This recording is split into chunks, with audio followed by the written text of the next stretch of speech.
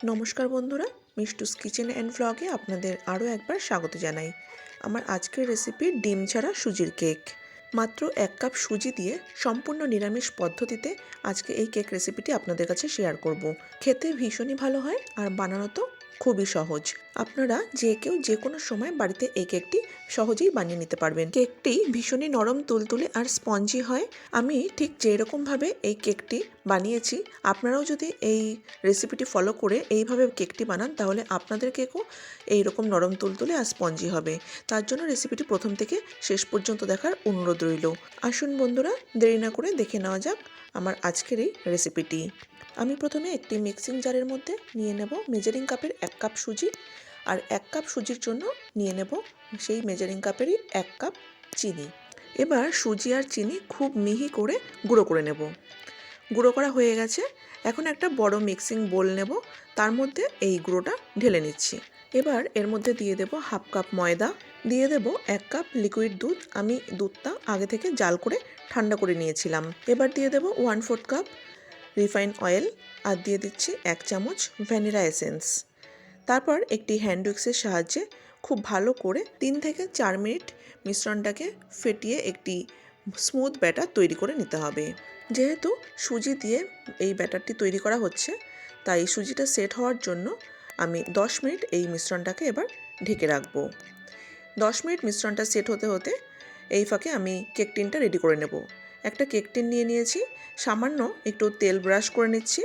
এই কেক টিনের মাপ করে আমি আগে থেকেই পেপার কেটে রেখেছিলাম, সেই পেপারটা এবার এর মধ্যে বসিয়ে পেপারের ওপর থেকেও আবারও আমি তেল ব্রাশ করে দিচ্ছি। আমি এখানে খাতার কাগজ ব্যবহার করেছি, আপনাদের কাছে বাটার পেপার থাকলে আপনারা বাটার পেপারও ব্যবহার করতে পারেন। এখন আমার কেক টিনটা একদম রেডি। এদিকে 10 মিনিট হয়ে গেছে, আমি ঢাকাটা খুলে নিলাম। এবার এর মধ্যে আমি দিয়ে দেব 1 চামচ বেকিং পাউডার, আর ওই চামচেরই 4 ভাগের 1 ভাগ দিয়ে দেবো বেকিং সোডা।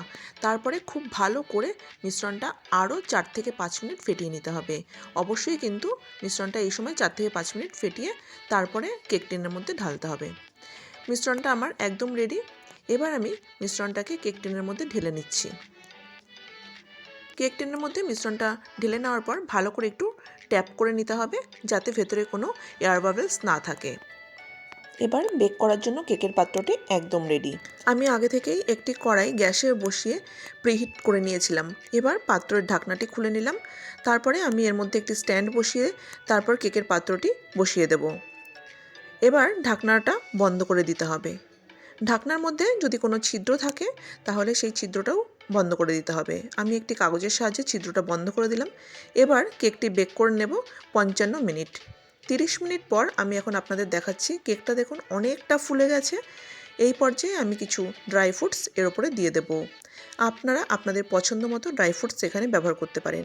প্রথমে ড্রাই ফ্রুটসটা দেওয়া যাবে না, তাহলে কেকটা যখন বেক করব তখন ড্রাই ফ্রুটসগুলো ভেতরে ঢুকে যেতে পারে, তাই কিছুক্ষণ পরে ড্রাই ফ্রুটসটা দিতে হবে। ড্রাই ফ্রুটসগুলো সাজানো হয়ে যাওয়ার পর কড়াইয়ের ঢাকনাটি বন্ধ করে আরও 25 মিনিট বেক করে নিতে হবে। এখন আমি আপনাদের 25 মিনিট পরে দেখাচ্ছি।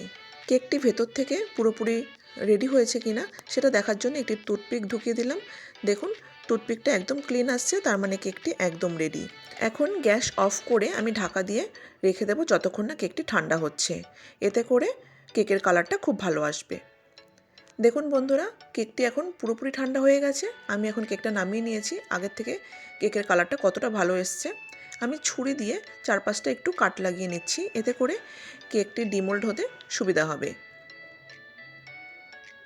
এবার এর ওপরে একটি প্লেট আমি উপর করে কেকের বাটিটি উল্টে দেব, তাহলে খুব সহজেই কেকটি বাটি থেকে ছেড়ে আসবে। দেখুন বন্ধুরা, নিচটা কিন্তু একদমই পুড়ে যায়নি।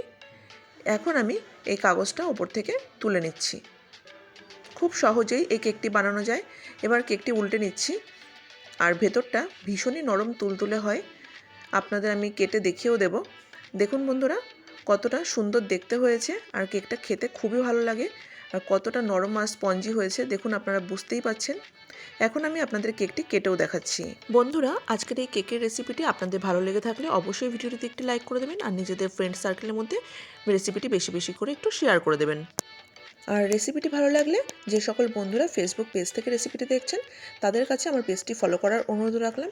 আর যে সকল বন্ধুরা ইউটিউব চ্যানেল থেকে রেসিপিটি দেখছেন তাদের কাছে আমার চ্যানেলটি সাবস্ক্রাইব করে দেওয়ার অনুরোধ রাখলাম।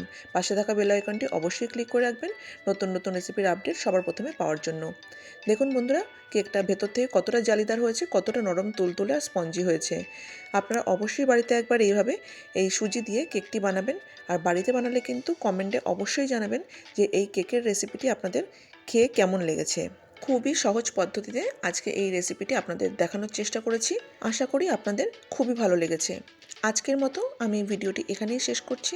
আবার আসবো অন্য কোনো নতুন রেসিপি নিয়ে। ততক্ষণ পর্যন্ত সবাই ভালো থাকবেন, সুস্থ থাকবেন। ধন্যবাদ।